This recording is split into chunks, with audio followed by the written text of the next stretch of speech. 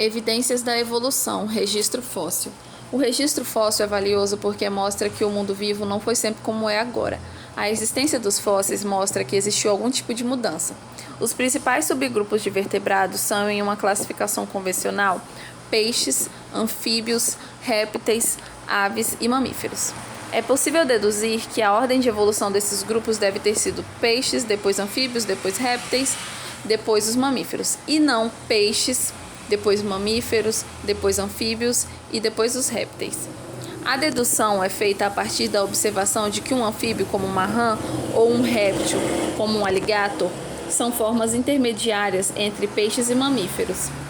Anfíbios, por exemplo, possuem brânquias como os peixes, mas possuem 4 patas como répteis e mamíferos, e não nadadeiras.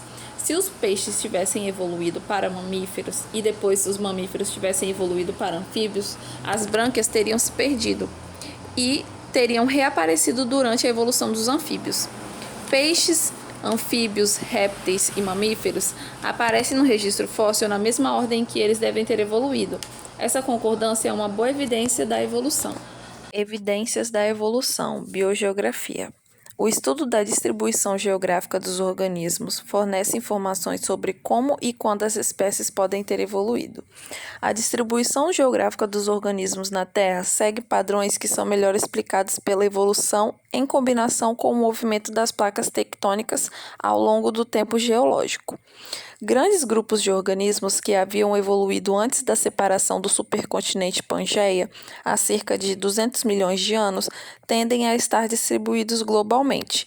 Já os grandes grupos que evoluíram após a separação tendem a aparecer exclusivamente em regiões menores da Terra. A evolução de espécies únicas em ilhas é um exemplo de como a evolução e a geografia estão relacionadas. Por exemplo, a maior parte das espécies de mamíferos na Austrália são marsupiais, ou seja, levam os filhotes em uma bolsa, enquanto a maioria das espécies de mamíferos em outras partes do mundo são placentárias, nutrem os filhotes por meio de uma placenta. As espécies marsupiais da Austrália são muito diversas e preenchem uma ampla gama de papéis ecológicos, devido à Austrália ter sido isolada pela água há milhões de anos. Essas espécies foram capazes de evoluir sem competição ou troca com espécies de mamíferos de outros lugares do mundo. Evidências da evolução. Anatomia. Características anatômicas compartilhadas por organismos podem indicar uma ancestralidade evolutiva comum.